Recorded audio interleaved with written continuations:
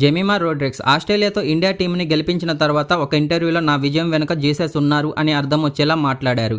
ఇక ఈ మాటని పట్టుకొని కొంతమంది ట్రోల్ చేస్తున్నారు. మరి ఆస్ట్రేలియా టీంని జీసస్ ఎందుకు గెలిపించలేదు, వారిలో జీసస్ని నమ్మేవారు లేరా అని. ఇప్పుడు జీసస్ని నమ్మిన వారందరూ బాప్తీసం తీసుకోరు. ఎందుకు తీసుకోలేదు? నువ్వు క్రిస్టియన్ కాదా అంటే. అలాగే హిందువులందరూ మాల వేసుకోరు. ఎందుకు వేసుకోవు? నువ్వు హిందువు కాదా అంటే. ముస్లిమ్స్ అందరూ మక్కా వెళ్ళిరారు. ఎందుకు వెళ్ళవు? నువ్వు ముస్లిం కాదా అంటే. నిజానికి తను తప్పుగా ఏమీ మాట్లాడలేదు.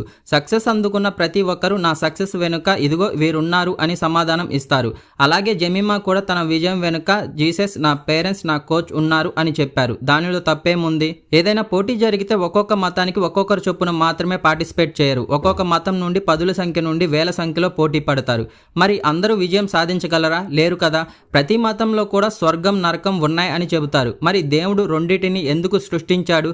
కేవలం స్వర్గాన్ని మాత్రమే సృష్టించవచ్చు కదా. చూడండి, నేను ఒక చిన్న ఎగ్జాంపుల్ చెప్తా. ఒక క్లాస్ రూమ్లో 50 మెంబర్స్ స్టూడెంట్స్ ఉన్నారు. ఒక లెక్చరర్ ఉన్నారు. ఇప్పుడు లెక్చరర్ని దేవుడు అనుకుందాం, స్టూడెంట్స్ని భక్తులు అనుకుందాం.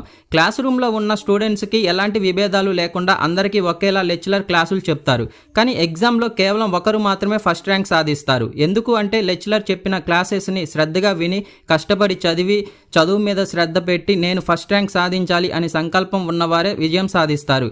సరిగ్గా క్లాసులకి రాకుండా లెక్చరర్ చెప్పిన క్లాసులని సరిగ్గా వినకుండా, అర్థం చేసుకోకుండా, చదవకుండా నేను కూడా అదే క్లాస్ రూమ్లో ఉన్నా మరి నాకెందుకు ఫస్ట్ ర్యాంక్ రాలేదు అని అంటే కేవలం ఒక క్లాస్ రూమ్లో ఉంటే మాత్రమే ఫస్ట్ ర్యాంక్ రాదు అనే సంగతి ప్రతి ఒక్కరికి తెలుసు. Firstly I want to thank Jesus.